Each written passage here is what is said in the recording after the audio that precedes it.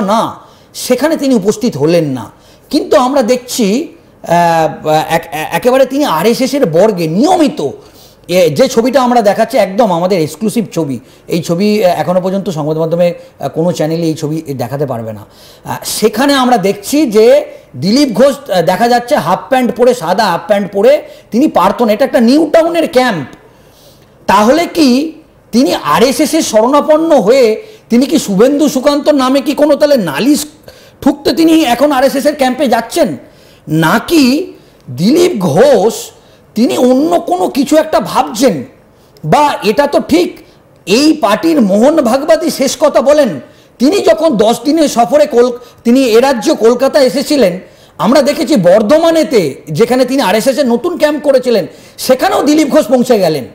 তো আরএসএস এর সঙ্গে তার একটা যে সম্পর্ক, সেই সম্পর্কের জন্যে আমরা যেটা দেখতে পাচ্ছি যে তিনি ফের আরএসএস এর শরণাপন্ন হলেন। দুটো বিষয় হতে পারে। একটা খুব উল্লেখযোগ্য যে আরএসএস এর ক্যাম্পে ফিরে যেতে চাইছেন, মানে তাহলে কি তিনি পুরোপুরি বিজেপিকে টাটা বাই বাই করতে চাইছে? তাহলে 2026-এর বিধানসভা নির্বাচনের আগে তাহলেই তো বিজেপির কাছে একটা বড় ধাক্কা, কারণ তাকে সফলতম রাজ্য সভাপতি বলা হয়।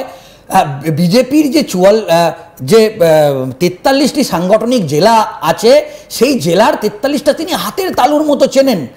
তিনি বিধানসভা, তার নেতৃত্বেই 77টি আসন এসেছে, তার নেতৃত্বেই 18টি আসন এসেছে। তাহলে এক্সপিরিয়েন্স একটা নেতা, তিনি অমিত শাহের যে এত বড় একটা গুরুত্বপূর্ণ সভা, যেখানে দুই পাশে শুভেন্দু অধিকারী, সুকান্ত মজুমদার তারা বসে আছে, তিনি সেখানে না বসে তিনি আরএসএস এর ক্যাম্পে চলে গেছেন। আমরা সেই ছবি দেখছি। এবং তিনি কিন্তু নিয়মিত এখন নিয়ম করে, আমাদের কাছে যা খবর আছে, উত্তর কলকাতার 10টি বিগত এক সপ্তাহে তিনি ইকো পার্কে গেছেন, একবারও সংবাদ মাধ্যমের মুখোমুখি হননি। তিনি ইকো পার্কে গেছেন কিন্তু মুখোমুখি হয়নি, তিনি কিন্তু নিউ টাউনে আরএসএস এর ক্যাম্পে চলে গেছেন। উত্তর কলকাতার 10টি আরএসএস এর ক্যাম্পে তিনি যোগ দিয়েছেন, দক্ষিণ কলকাতায় তিনি আরএসএস এর ক্যাম্পে যোগ দিয়েছেন। তাহলে দুটো বিষয় হতে পারে। এক, তিনি ফের কি সক্রিয়ভাবে আরএসএস এ ফিরে যাচ্ছেন? যদি সেটা হয় তাহলে বিজেপির কাছে কিন্তু খুব বড় ধাক্কা।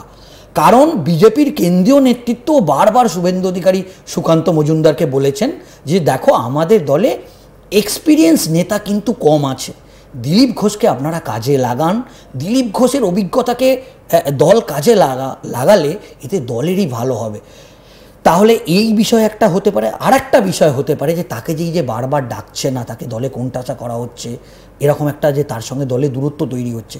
তাহলে এটা কি তিনি আরএসএসের যারা একেবারে সিনিয়র নেতা আছে, যে বর্গগুলোর যারা দায়িত্বে আছেন, আমি সূত্র মারফত জানতে পারছি এ রাজ্যের একেবারে শীর্ষস্থানীয় নেতা একজন জলধর মাহাতো, তার সঙ্গেও দিলীপ ঘোষ দেখা করেছেন এবং তার সঙ্গে দীর্ঘক্ষণ বৈঠক করেছেন, এবং তার যে নালিশ, তার যে ক্ষোভ, সেটা তিনি জানিয়েছেন। মানে কোথাও কি দিলীপ ঘোষ এখন একেবারে মানে আরএসএস এর থেকেই তো বিজেপিতে ইনস্ট্রাকশনগুলো আসে, নির্দেশ আসে, তাহলে কি তিনি একেবারে ওপর মহলে চলে গেছেন, মোদি অমিত শাহেরও ওপর মহলে চলে গেছেন?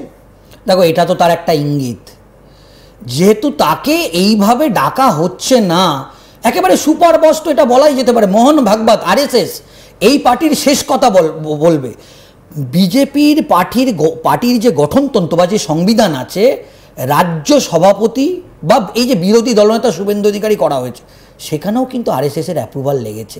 শুভেন্দু অধিকারীর নাম যে চূড়ান্ত হয়েছিল, সেখানে কিন্তু শেষ মুহূর্তে আরএসএস এর অ্যাপ্রুভাল লেগেছে।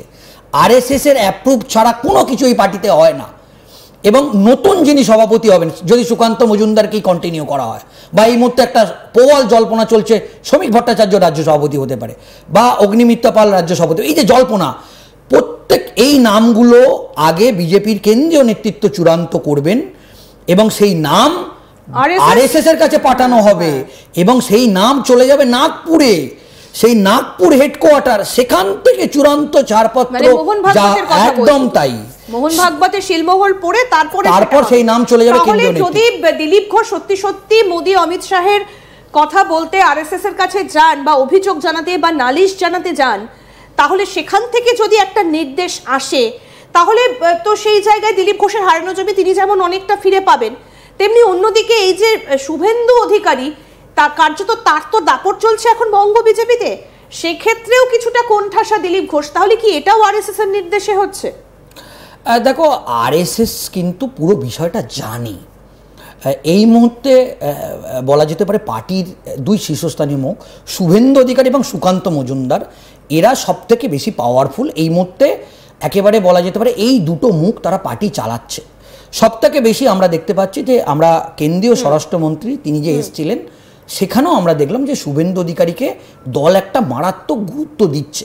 এটা এটা এটা বলতেই হয়। এটা বঙ্গ বিজেপি বা আমরা যদি সামান্য যারা রাজনীতি নিয়ে চর্চা করে তারা এটা এখন দেখতে পাচ্ছে এই মুহূর্তে পার্টির সব থেকে শক্তিশালী হচ্ছে বিরোধী দলনেতা শুভেন্দু অধিকারী, তারপর সুকান্ত মজুমদার। তো কোনোভাবে আমার এটা মনে হচ্ছে বা আমরা যেটা সূত্র মারফত জানতে পারছি যে সুকান্ত মজুমদারও এরকম ঘনিষ্ঠ মহলে বলেছেন যে তিনি খুব শীঘ্রই দিলীপ ঘোষের বাড়িতে পৌঁছে যাবেন, দিলীপ ঘোষের সঙ্গে কথা বলবেন, ফের তাকে রাজনীতিতে সক্রিয় করার কথা বলতে পারে বলে শোনা যাচ্ছে। কিন্তু অফিসিয়াল তিনি কিন্তু একটা জায়গায় ইতিমধ্যেই বলেছেন, তাকে যখন প্রধানমন্ত্রীর সভায় যখন ডাকা হলো না তখন তিনি সংবাদ মাধ্যমে কি বললেন, তিনি বললেন দিলীপ ঘোষ কেন্দ্রীয় নেতা, কারণ তিনি সর্বভারতীয় সভাপতি ছিলেন, তাই আমাদের হাতে কিছু নেই, এই পুরো বিষয়টা বিজেপির কেন্দ্রীয় নেতৃত্ব দেখছে, তাই কেন্দ্রীয় নেতৃত্বই পুরো বিষয়টা যাবে। তার মানে পুরোপুরি এড়িয়ে গেলেন। শুভেন্দু অধিকারীও কিন্তু এড়িয়ে গেলেন। এই মুহূর্তে কিন্তু আমরা যেটা দেখছি যে যেহেতু শুভেন্দু অধিকারী এবং সুকান্ত মজুমদারই বঙ্গ বিজেপির চূড়ান্ত ক্ষমতার অধিকারী, সেহেতু তাদের যতক্ষণ না একটা আকার ইঙ্গিত বা তাদের কাছে নির্দেশ আসছে তারা কিছু করতে পারছে না। দিলীপ ঘোষ কোণঠাসা। কিন্তু সুজয়, একটা জিনিস আমরা যদি এবার আলোচনায় আসি যে দিলীপ ঘোষের সঙ্গে বঙ্গ বিজেপির এই দূরত্বটা তৈরি হলো কোথা থেকে? আমরা এই জায়গায় এই আলোচনাটাকে এইভাবে দুদিক থেকে করতে পারি সুজয়। একটা হচ্ছে দিলীপ ঘোষ বিজেপিতে তিনি পাত্তা পাচ্ছেন না বলে নিজেকে সরিয়ে নিয়েছেন, নাকি তিনি তৃণমূলে আসতে চান, মমতা বন্দ্যোপাধ্যায়ের সঙ্গে তার তলায় তলায় কোনো একটা কথা হচ্ছে। কারণ তিনি অরূপ বিশ্বাসকে বলেছিলেন দীর্ঘদিনের আমার কলিগ, বন্ধু, এই কথা তাকে আমরা দীঘায় দাঁড়িয়ে বলতে শুনেছি। তাহলে কি তিনি তৃণমূলে যাচ্ছেন, কোনো উঁচু পদ পাচ্ছেন? কি খবর? দেখো, ইতিমধ্যেই কিন্তু দিলীপ ঘোষ ঘনিষ্ঠ মহলে একটা মন্তব্য করেছেন এবং সেই মন্তব্য রাজনৈতিক মহলের কাছে বিশেষ করে বঙ্গ বিজেপির অন্দরে অত্যন্ত তাৎপর্যপূর্ণ বলে মনে করা হয়।